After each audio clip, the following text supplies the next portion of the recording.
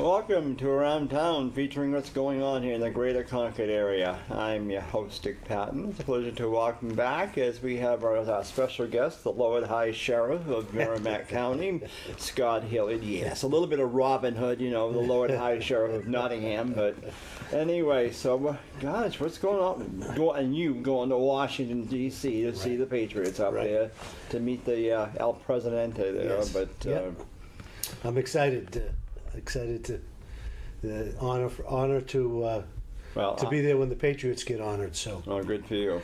I will gladly accept your check though to go help me to go see the Wolverines play. Though, if you wouldn't mind, I'd love that. Yeah, you know how it is, and you're handing out checks. Yeah, but at least it's not a campaign season for you yet. That's correct. It's already started though. I know. Can you imagine? I know. You know, the people. I think the people are just like, you know what? We just got off this election, and you know the people need a break. They don't want to. They need their TVs back and that stuff. But now all of a sudden, I don't know whether it's the early bird catches the worm or what. Right. Right. Yeah. I guess. I suppose that maybe they feel they're better organized, and all I know is that I feel myself that I got gypped last year trying to raise money for the parade and the Christmas tree lighting, because of all that mess. Yep. You know, I mean, I'm hopeful this year that we'll get better donations from some of these lawyers or whatever, because they used to support the tree lighting in the past. Last year, didn't get a dime. Right. You know, it's funny. I haven't been to a tree lighting in a couple of years, but I did make it to the Bridges house. I'm on the governor's judicial selection committee, so we meet there.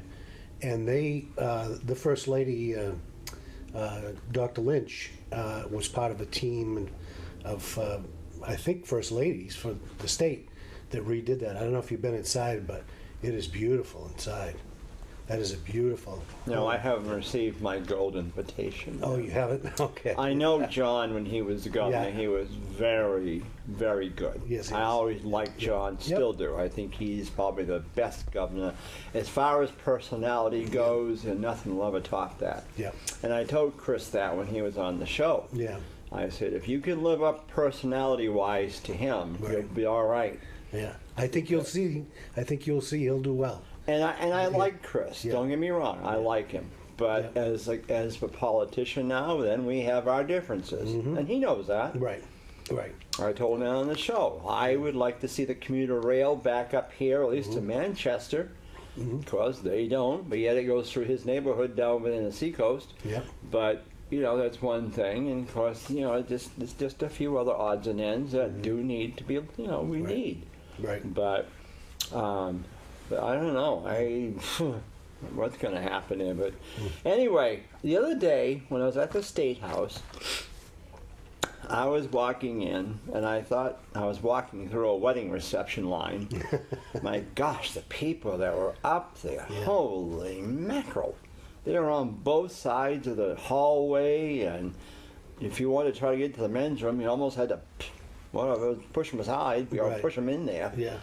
But there was a police officer there, and I think he was from Enfield.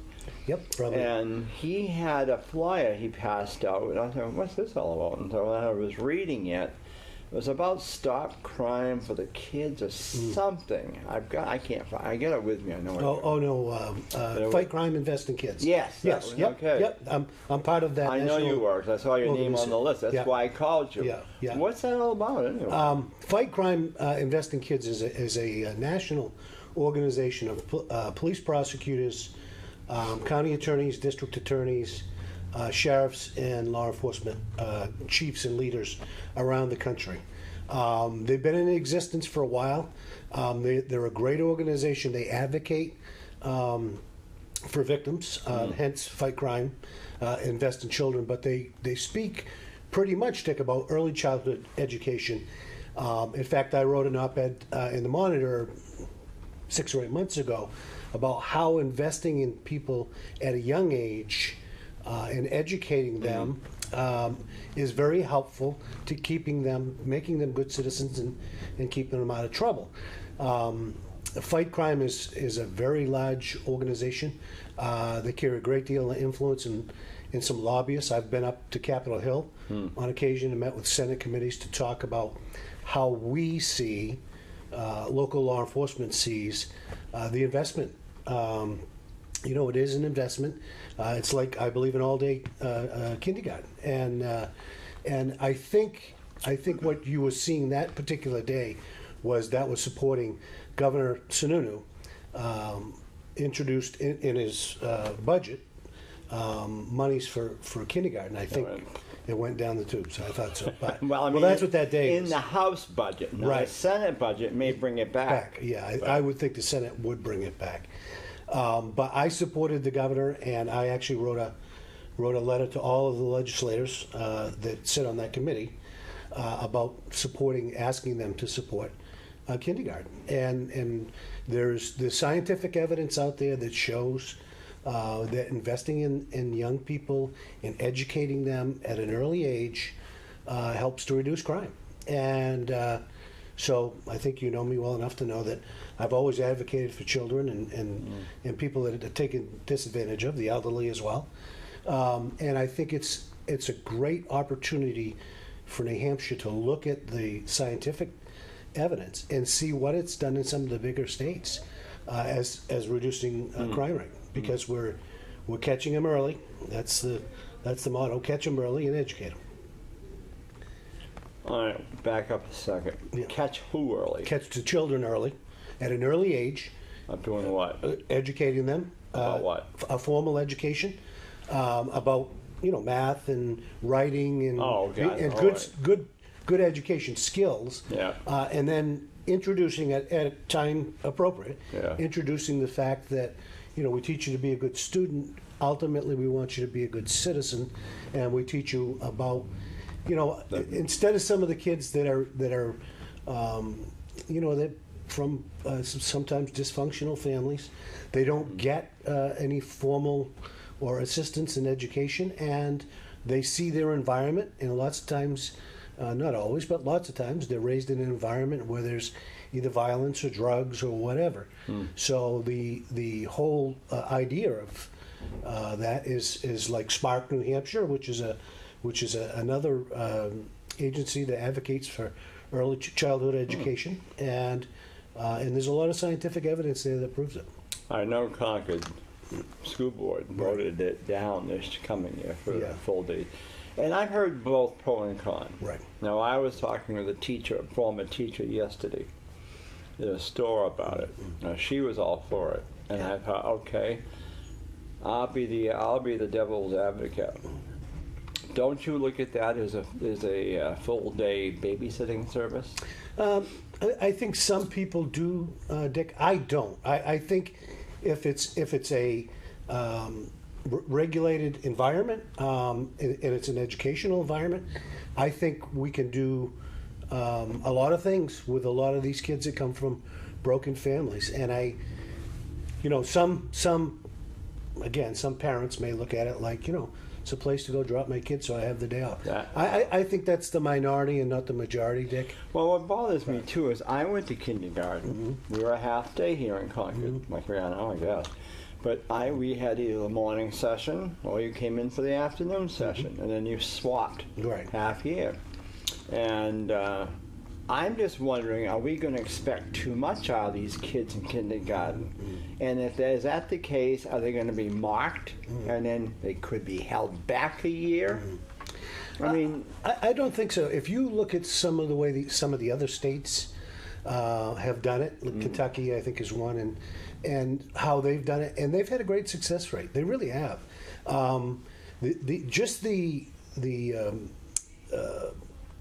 The socialization aspect of it, teaching them social skills and manners and things like that. Let's face it, and I know families that they're dysfunctional, whether it's drugs or alcohol, and that's predominantly not what early childhood education is about. But it surely picks up those kids that are cast into that environment, and I think it's extremely important. And I think our children, my wife and I have two, that in their 20s now. Yeah. But our children went to a private kindergarten that we paid for because our community doesn't pay for kindergarten either. And we just thought, I mean, I can tell you this, that compared to some of the kids that grew up with our sons, I'm glad that we did. You know, I see living proof of it. So, Because I know myself, I mean, I kids today, even 4-year-olds know more about computers than I do. Oh, yeah, I know. Like home, Immaculate.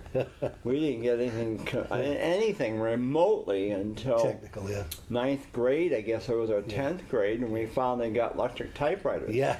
I mean, we thought we were big shots back then. Yeah, yeah. Instead of having to write out our reports, we could bring them in, typewritten, Yeah. run a manual. But Yeah. now it's like, Yeah, computer lab, not typing class. yeah, now to have a 4-year-old come home and show me how he, huh? Yeah. Gee, Willikers.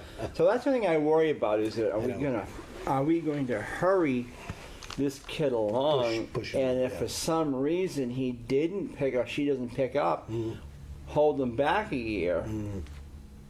Yeah. I don't know. Well, you know what? I think once the idea of a positive learning environment, I think this is probably an old statement, obviously made many years ago, but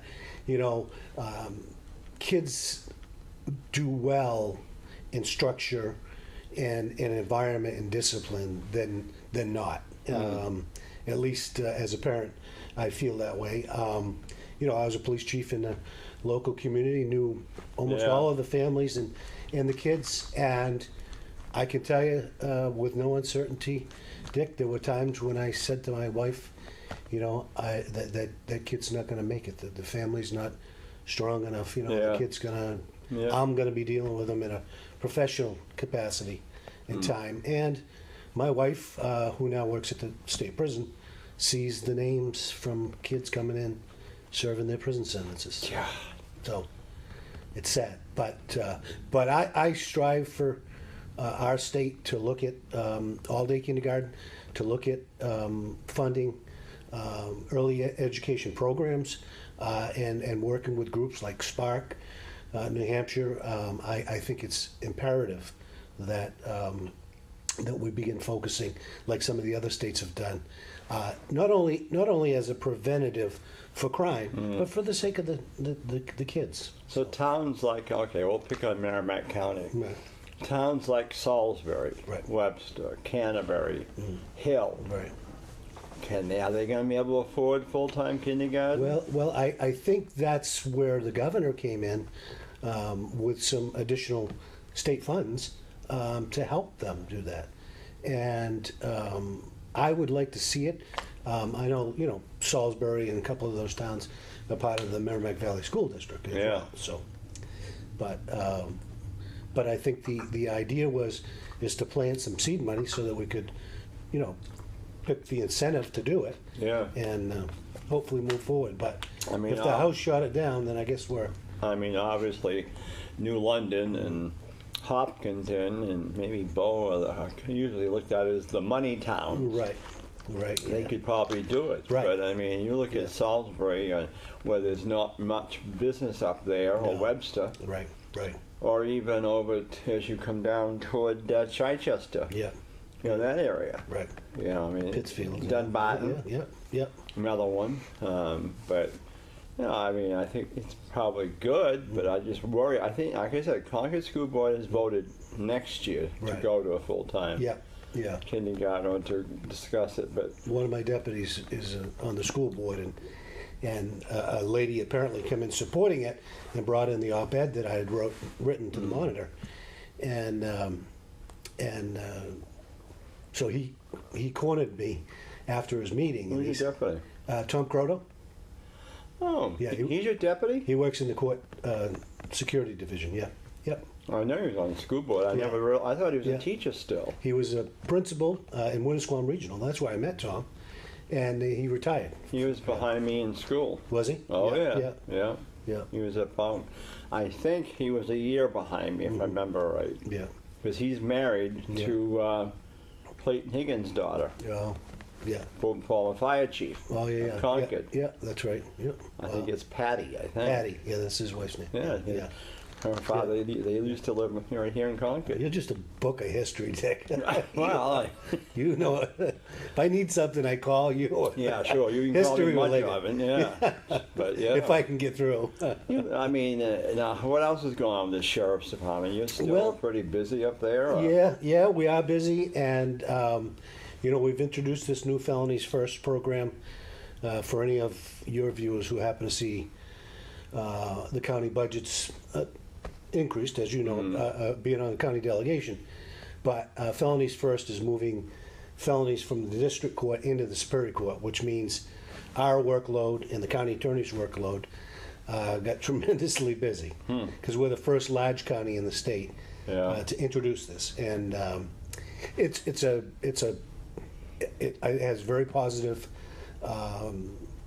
accolades from the litigants that use it, but it is an imposition on us, and so we just do the best we can, and it's kept us busy. As you know, we're finishing the radio system upgrade. Hopefully we'll be online. Now I'm shooting for May 1st, but I think realistically maybe closer to June 1st. How many towns are in the dispatch now? 17, including Bo is the latest addition. I was shocked at that one. Yep. For years they were very anti-county. Yep. Yeah. And I think they had their own, and it's kind of nice and that stuff to have your own, but a lot of communities can't afford it. So. Now Dunbarton, where'd they go? Dunbarton went to, I think, Hillsborough County. Goffstown. Why are they so anti-county? I don't get it. They were with us for years when I was dispatching. Yeah, and it boiled down to money. Yeah. The chief, relatively new chief, the chief brought when Bo was closing, they brought a request to us. We looked at the calls for service and gave them a budget figure that we base all the towns that we dispatch for on, and I think we were $72 higher than Goffstown. So, $72. So it was some ridiculous number. So I mean, you would think they'd want to work within the county with the towns, Bo, Hopkinton, where they border. Sure, exactly, and be on the same frequency. But I think that was the selectmen's decision and not the chiefs. So you know how that goes. So you've got Pembroke, Allenstown, Epsom, Hooksett? No, Hooksett has their own. All right, Bow, yep. Bosquen, Salisbury, Webster, Andover? No Andover, no. Danbury? No Danbury. Danbury was with us. I know. Left, yeah. Wilmot? Nope. Bradford, no Sutton. Newbury? No Newbury, no. They're in New London. Oh, wow. Yeah, but up that way we've got Bradford, Warner. Oh, yeah, Warner. Right. So. Henniker, Hopkinton. Yeah. Yeah. It's been pretty busy, and it's nice with the new radio system because we're putting additional towers up. Yeah. Like for years you dispatched in Pittsfield too. That area. Yeah. It was always difficult to reach from Catamount, which is where our tower is now. But we've added a tower over in Northwood. That's you at Oak Hill. Yeah, we have Oak Hill too. Yeah, still there. Yep. So we added 2 new towers with a new engineering design. Oh, Northfield. We didn't. Nope, we don't have Northfield, and we haven't. And there you live in Northfield, and they snubbed you? Yeah, they've been in Belknap County for years. Yeah. Well, they were with us when I first started. Yeah, they were. Yep. And then they went to Franklin. Yeah. Yeah. And when I took over as chief, they were in Belknap then. Yeah. So they did ask for a quote from us this year. The selectmen wanted one, so we were within a few dollars difference of Belknap, so they didn't want to change over as a result of that, but we did look at with our new engineering plan putting a tower up there because there's some pretty good site coverage up there, but So we'll see what happens. Now, Concord down there, the old dispatch center, Yep. the sheriff's office, is that completely all gone now? Nope, it's still there. In What? fact, we just upgraded it as part of the upgrade. Well, That's our backup dispatch center. So nobody's working out of there? Nobody works out of there unless the power goes down in Bosquen, and then we have an emergency backup there, which we've used. But And- nobody comes down there and sits, though. No, not in the dispatch, no. Just the court security division is in and out of there, Oh. and the civil secretary. So, Gosh. but all the equipment's been upgraded there as well, because Concord PD has their backup dispatch center in there with ours. So, so in the event, they go down, they got a place they can dispatch from. Gosh. So, lots of changes, Dick. I guess there are. Lots. Yeah, boy, now, I don't know that they're all good, but I know it. at least communication-wise, communications has improved dramatically. Oh, that's so, good. so how many dispatches you got on now? I just had to put on another full-time, and we'll be hiring one more. I think we have 11 full-time, and the part-time dispatchers, we've still got a couple, but it's so hard, as Yeah. you know. I mean, the schedule. Yeah. Who wants to work Monday to Friday, and then have us call them on Saturday and say, "Can you come in and work midnight Saturday?" So it's tough. It's tough to fill those, but it's gotten much busier. We had a 34% increase in calls for service and dispatch from January of 16 to January of 17. 34%, and we did it with, we had some people that had left, and that's. Yeah. But my overtime was a little high, so I'd like to. Can't imagine if I just went back and sat behind it for a minute just to see what it would be like. It was Yeah. like, oh my gosh. All the technology with it. Oh, I know. I sit down behind the console or something, but I wouldn't dare to touch any of the buttons. I don't but it's sophisticated, much more sophisticated.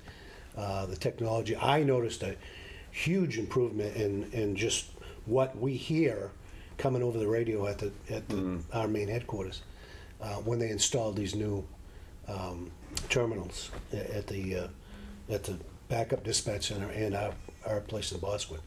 Boy, tremendous quality difference. So, not the old push the I desk know. mic. Yes, I know. The old microphone. Yeah. We used to have a floor pedal that Yep. we'd step on. Yeah. Yeah, it don't seem possible. And I understand you've got a young man coming on for an intern this summer. I've talked to Brian Smith. Ryan. Yep. Nice, sharp, young. Oh, he's a very good boy. Yeah. He is. His family from church. Yeah, oh yeah. In fact, I sat behind them this Saturday, and Yeah. Saturday at Mass. They were going for confession. Yeah. I said, "Where's Ryan?" And they said, "Oh, he's doing something." But, Yeah. but no, he presents himself Yes, very he well. does. Yes, he does. Yep. And keep him straight over there at the State House. Well, I try to, but that's what they said too. His father said, Yeah. "Dick, please, we're counting on you." But see, he's in with a younger group, Yeah, I and they know. don't bother with us old ones. Right. And of course, from where I sit, he's way over to the other side. So for me to try to get to him, unless I see him coming in or going out, or it's hard to get him. But you'd be surprised at how the younger ones in there don't like to talk to the older ones so much. No, Unless they think it's going to get them an advantage in the a special crowd committee. or something. Yeah, Special committee. exactly. But I watch for Ryan, and he came to my committee for a couple of bills. Yeah.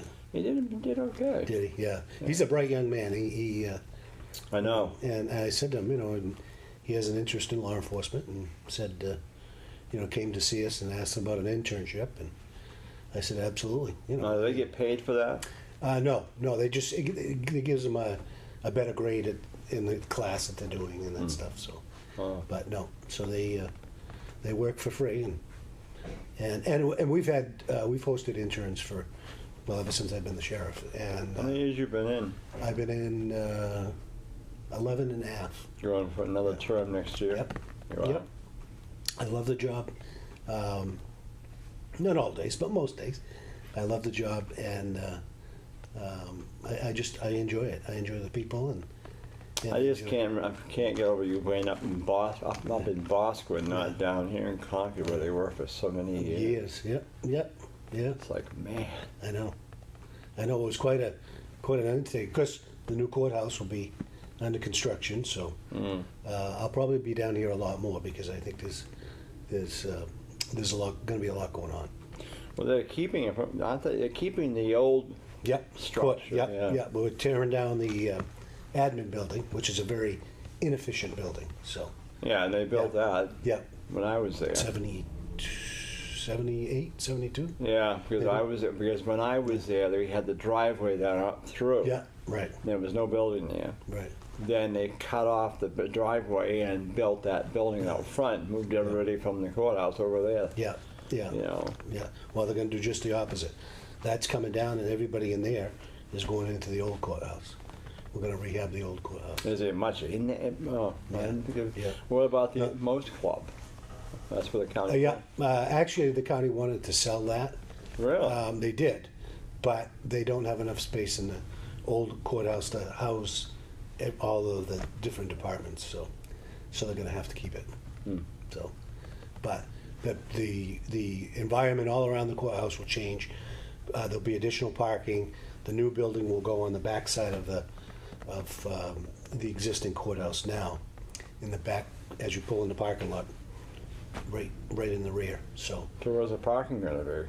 Parking is going to be where that admin building is. Oh, and out in front of the old courthouse. Oh, yeah. So they're just going to reverse everything. Yep. They're just going to reverse everything. So.